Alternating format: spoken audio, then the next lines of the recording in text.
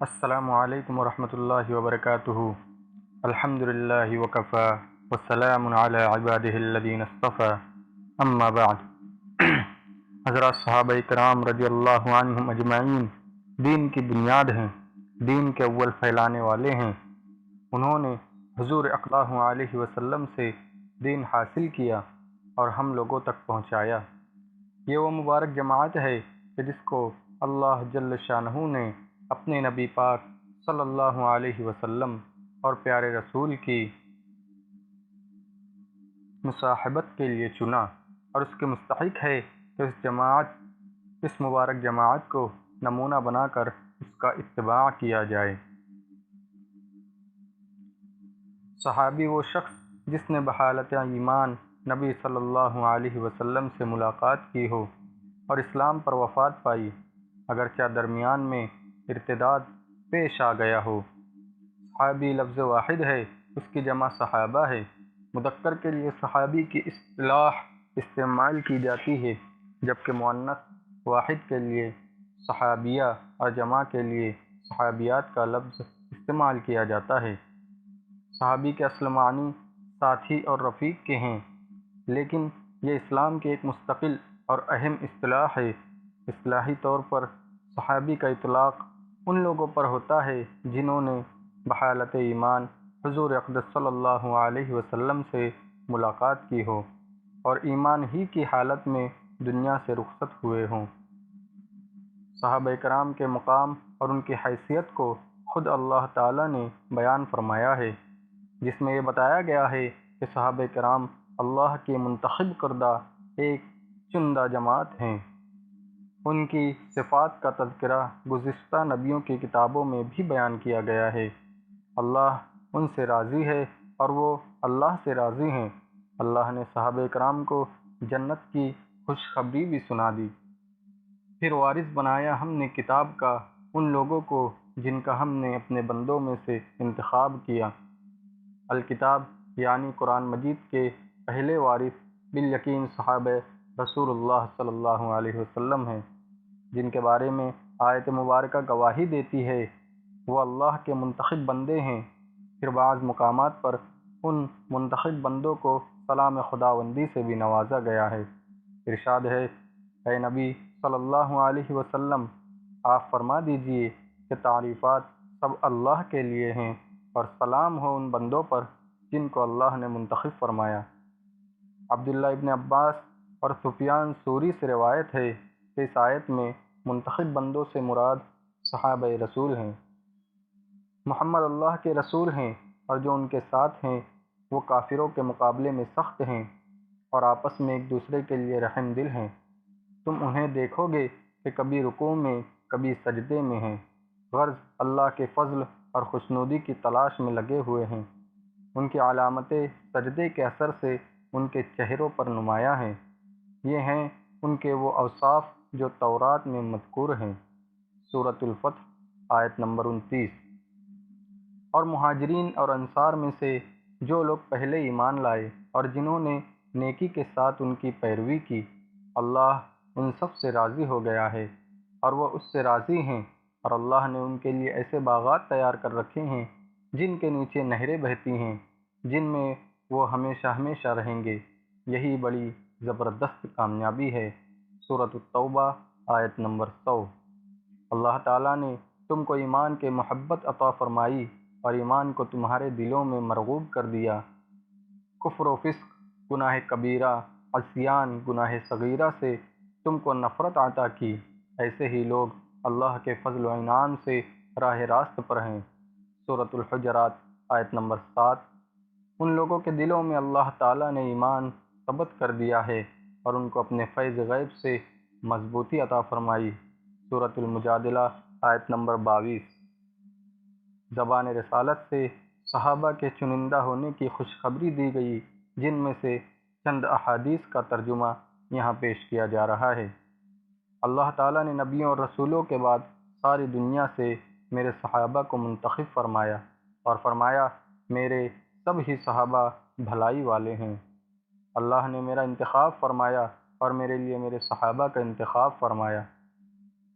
لوگوں میں بہترین میرے قرن والے ہیں، پھر وہ جو ان کے بعد ہیں، پھر وہ جو ان کے بعد ہیں۔ حافظ ابن حجر عسقلانی رحمۃ اللہ علیہ نے فتح الباری میں لکھا ہے، قرنی سے مراد صحابہ ہیں۔ نیز بخاری میں باب صحبۃ النبی صلی اللہ علیہ وسلم کتاب الفضائل میں ہے کہ ابن آدم کے سب سے بہتر لوگوں کے درمیان مجھے بھیجا گیا ہے۔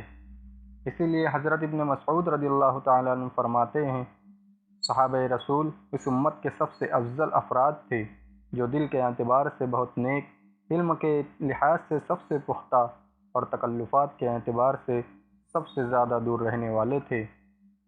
حافظ ابن عبد البر اور علامہ سفارینی نے لکھا ہے کہ جمہور امت کی رائے کے مطابق صحابہ کرام رضوان اللہ علیہم اجمعین انبیاء علیہم السلام کے بعد سب سے افضل ہیں۔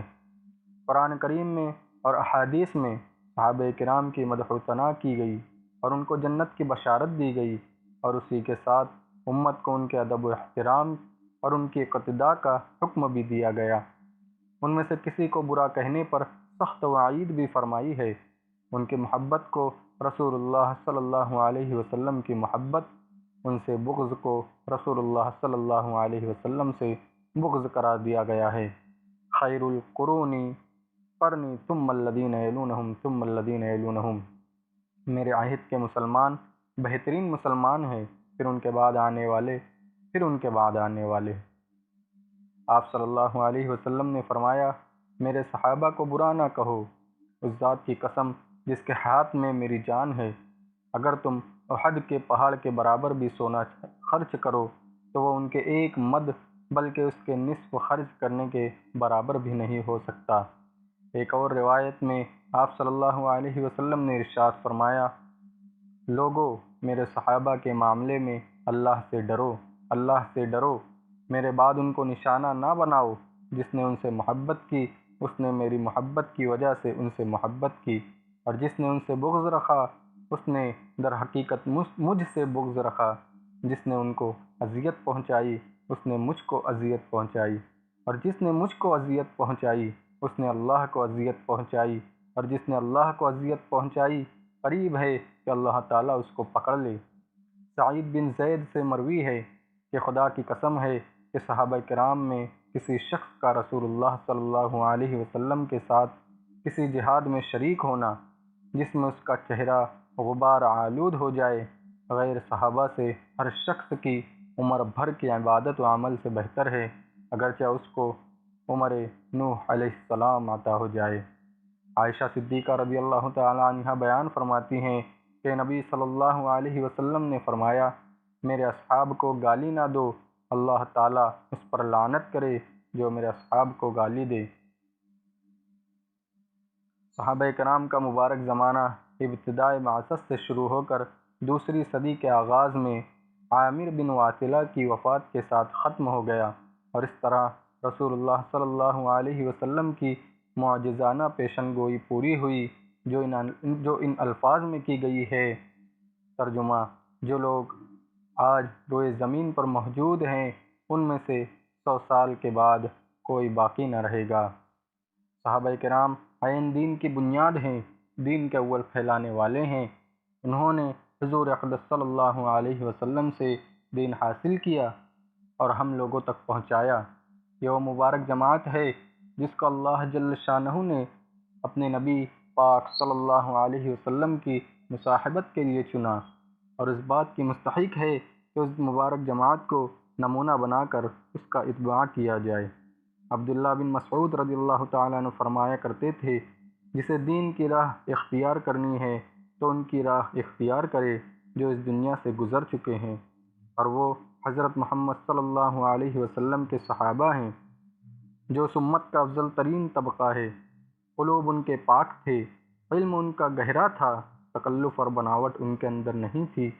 اللہ جل شانہ نے انہیں اپنے نبی کی صحبت اور دین کے اشاعت کے لیے چنا تھا، اس لیے ان کی فضیلت کو پہچانو، ان کے نقش قدم پر چلو اور طاقت بھر ان کے اخلاق اور ان کی سیرتوں کو مضبوط پکڑ لو، اس لیے کہ وہی ہدایت کے راستے ہیں۔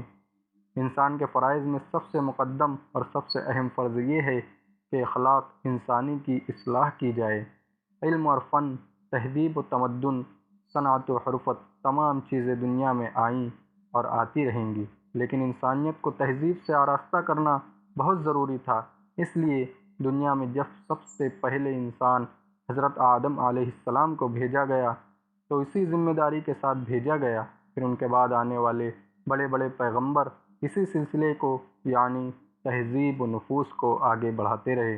اس کے بعد سب سے آخر میں حضور اکرم صلی اللہ علیہ وسلم کو تمام کمالات کا مجموعہ بنا کر بھیجا گیا، اور پھر اعلان کر دیا گیا کہ الیوم اکملت لکم دینکم واتممت علیکم نعمتی ورضیت لکم الاسلام دینا۔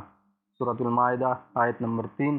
آج میں نے تمہارے لیے تمہارے دین کو مکمل کر دیا، تم پر اپنی نعمت پوری کر دی، اور تمہارے لیے اسلام کو دین کے طور پر ہمیشہ کے لیے پسند کر لیا۔ اب انسانوں کے اخلاق سدھارنے کے لیے قیامت تک کوئی نیا نبی آنے والا نہیں ہے۔